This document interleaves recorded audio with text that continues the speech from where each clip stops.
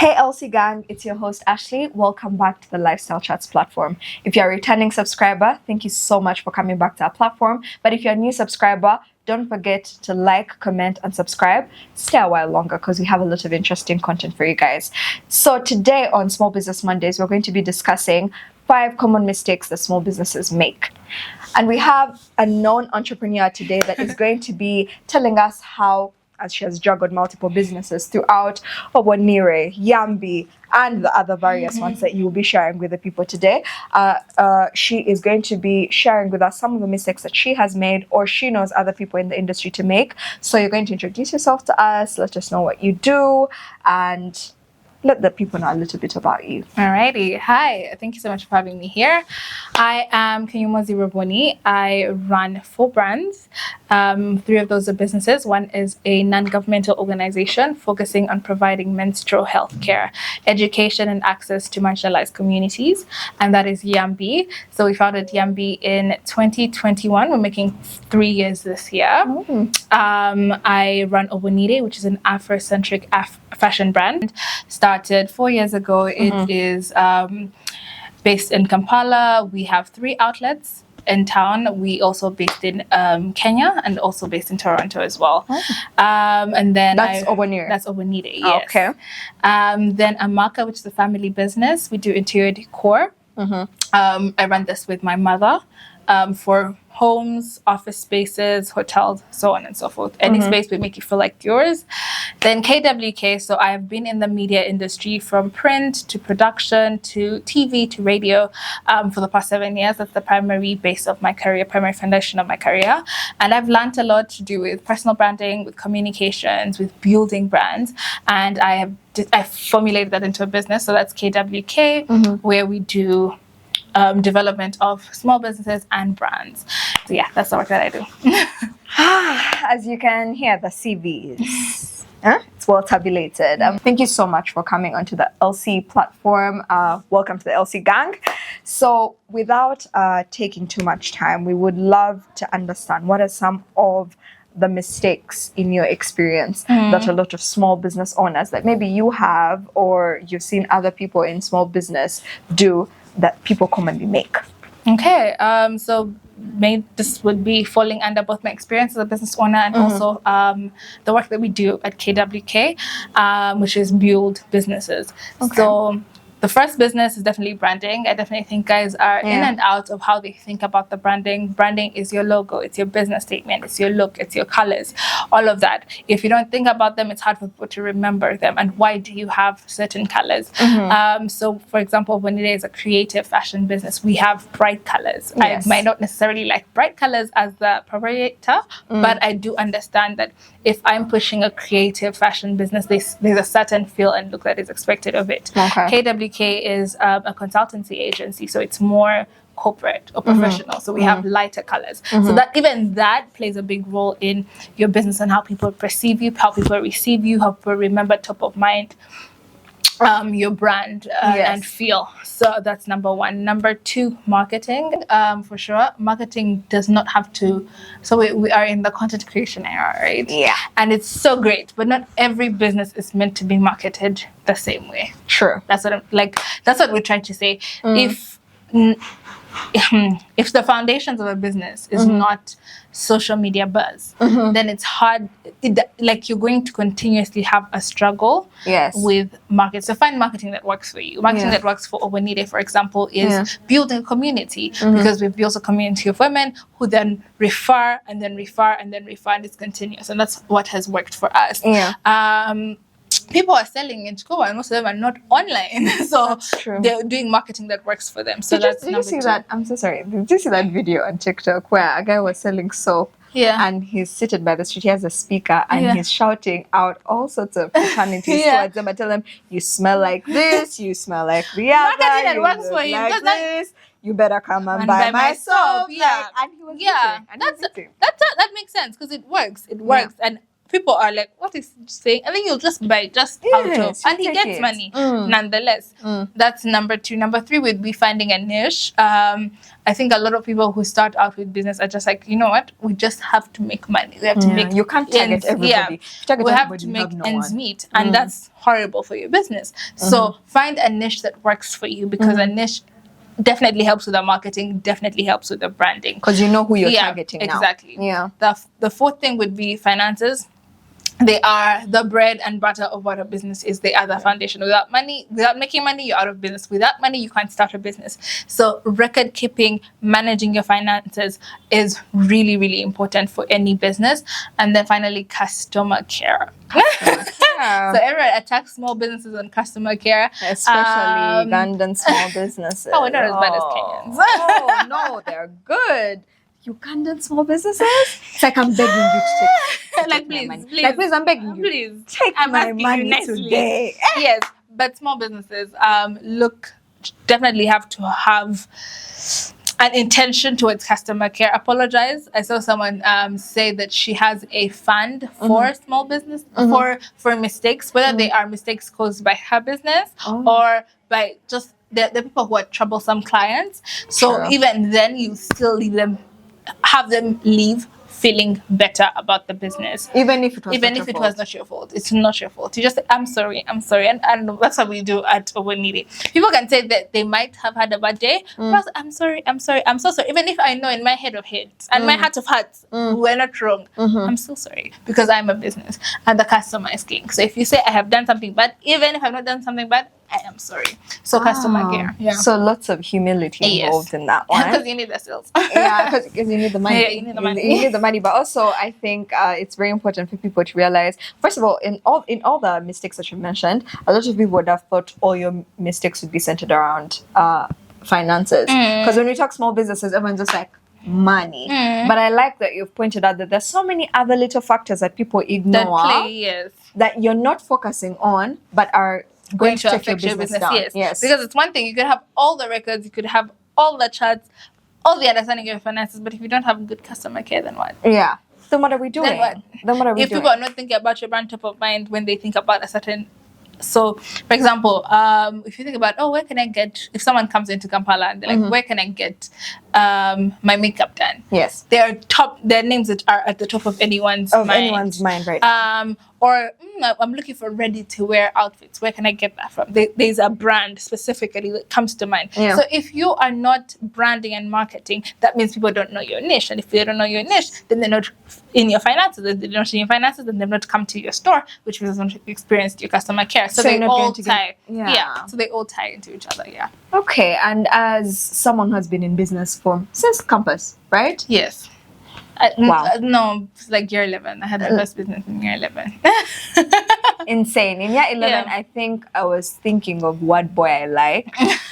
And if he liked me back, no, but jokes aside, someone has been doing business for quite some time now. You've obviously made a lot of these mistakes yourself. Otherwise, you wouldn't even know how to pinpoint them. What are some of the ways that you came back from these mistakes? Like, what are some of these mistakes that you personally, leave alone the ones that you've seen other people do, as you've mentioned, like you personally, these top two mistakes that you made, and how did you come back from them? I think the first one would be our financing, and the second one would be I don't know. Finances would be the one that I would honestly say would be our biggest mistake. And how do we come back from it? Grace. Business is a learning journey. I'm not doing this for 1 year to do it perfectly. I'm doing this for as long as I live, and hopefully it shall translate into the generations after me. Yeah. So you truly understand that what I didn't know when I started, when I didn't know certain things at 20, and that's okay. And I've learned them now at 24, and we're implementing them now. So not being too hard on myself. And then also being teachable. You can't be a business owner and you're not teachable. Like, you just can't, because trends change. Customers change, demands change, supply changes. So being open to learning and removing the fixed idea you have is really how you bounce back. Yeah. Okay, I didn't expect those answers. So I could say, take a loan. guys, take a loan, do this, do that. I think a No, lot of don't us take a who are loan. not Yeah. doing business, but maybe would like to do business, the first thing we think about where our minds get blocked is the finance bit. So we're very sensitive to the finance bit of like, where do you even begin from? Like, what do you do? How do you put money here? How do you put money there? You know, the different types of things. So it's very interesting to hear that these are very simple things, by the way, Yeah. that you implement. Grace. Yeah. Grace is something within yourself. Exactly. You're not paying anyone to get grace. You're not paying anybody. It's for True. free. It's for Mahala. free. It's for free. And you being teachable has nothing to do with everyone else but yourself. Yes. So these are things within us. So one common thing I tell people, especially people who own businesses, if you're not ready to grow, your business grows as far as you can grow. That's so true. That's it. Because it can't grow Yeah. beyond its own. Yeah. It grows. If you can be teachable, a business won't be teachable. If you can't learn finances, you can't manage your finances well. If you don't learn, as much as you refuse to learn as a business owner, is where the business caps at. So if you're rigid, the business shall be rigid. If you are rude, the business will be rude. It's okay to say, yes, Lisa, you've been a rude person before, but over the past 2 years, you have grown. improved, Yeah, yes. I am who I am. So You can't be who you are. Yeah. Yeah, you have to be change. consistent. This is evolving the best character developer. If you had to change, be a better person, run a into business. business. Yeah. From your personal experience as a proprietor, but also someone who has done a 9 to 5, because you shared with us that you used to work in the communications industry. Yeah, in media, yes. Yes, media and communications industry. So, in your personal experience, what are some of the ways that other small businesses might not fall into the same traps that you have fallen into? By traps, I mean maybe there's this process of like getting businesses registered, people struggle, things like that, or finances, like you took money from your business at the beginning, like when you'd make a profit in your pocket. These different common mistakes. Could you give us some of the ways that you feel like will ensure or be preventative measures for other small business owners not to fall into these everyday common traps that we are always falling into? The first thing is be teachable. Honestly, like learn about your business. You will fall into traps. It's inevitable as you are, traversing a new journey. Even if it's employment, if you don't learn about certain aspects, you will face different challenges. If you don't ask around and be able to learn about different elements of employment, you will fall into. So be able to learn. So that learning looks like having conversations with people in business. It looks like going to the University of YouTube, as one of my friends called it, and actually going and searching people who have been in business, getting podcasts. There's so much information. It's not like 20 years ago where you're there on your heel. There's so many people who have made mistakes and are documenting their mistakes, and you can learn from them. So that would be the first one. The second one would be really investing time in understanding your business and understanding the market that you're getting into, whether you're in it or thinking of getting into it, so that you can.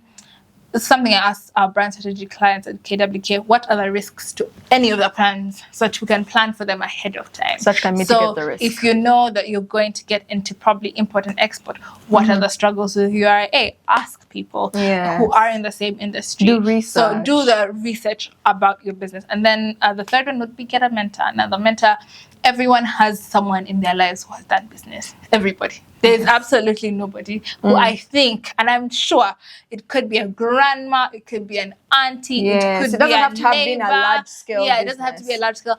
Business mistakes are usually the same because it is the same industry. Yes. It's the same work that we're doing. So get a mentor. Get someone who you can bounce off ideas. Get someone who you can think with. Get someone who you can question. Where do you find mentors? Anyone runs a business. Literally. Like, how do I find just some random person within my life? It doesn't have to be a random person. It can be an auntie. It can be an uncle that you know has been in business for time. It can be an auntie who you know has a friend who's been in business for time. It's that we fear to ask, or we're shy, or we think we know it all, that stops us from asking the questions. But really, get people who have already made the mistake. So it's a cheaper mistake for you. You will make a mistake, but let it be cheaper. And then also give yourself grace. That's the final one. Like really walk through it. Really allow yourself to learn.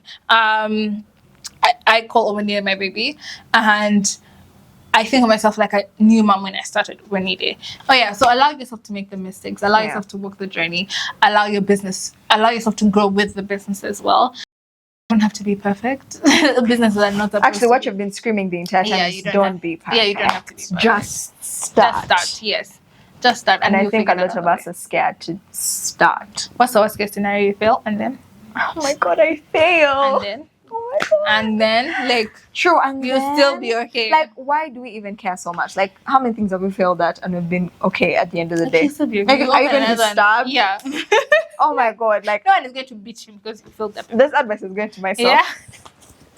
Nobody. Like, I'm asking myself every day, like, what is your point? What is your point? Honestly, I think the primary message that I've gotten from everything that we've been saying today is there is no superficial answer to doing business. It's a learn on the job type of thing. So you're going to be learning on the job. It's a, oh, I've tripped and fallen. Wipe the dust off my face. And walk again. And walk again type of thing. It's a learning and adaptation game. Yeah. It's about, oh my God, today I thought that people liked my brown hair ups. Yeah. Tomorrow they don't. They actually Tomorrow don't. they don't. Yeah. I like Just think of people who were, for example, in business 20 years before COVID. And then we went into lockdown. And before, like, the scope of business completely shifted after lockdown. It did. A lot of people had to move online. Yeah. Even now with, like, the taxes that are completely horrible. Yeah. Shout out to the guys in charge. But really horrible that people are moving out of physical locations. People are adapting because you can't run out of business. It is your bread and butter. But what is the next solution? So yes. And I think that really does make it such a complicated process for people. But at the end of the day, like every other person, you're learning, you're growing, you're developing, and the point is to continuously evolve. The point is to continuously evolve. There's no, when we have these conversations, we're always looking for like some sort of superficial answer. Like, my dad gave me 5 million shillings at the beginning. And then like he did this. Exactly. And then I did this with this and that. And then I read books. And then, no, there's actually no superficial thing to it. It's really, you're learning every day. The experience is personal to you as well, because at the end of the day, you're a business and you're going to have your own challenges, but at the same time, you're not unique. Everyone is going to go through the same challenges as a business. Exactly. Give yourself some time, give yourself some grace. Thank you so much for sharing your gems.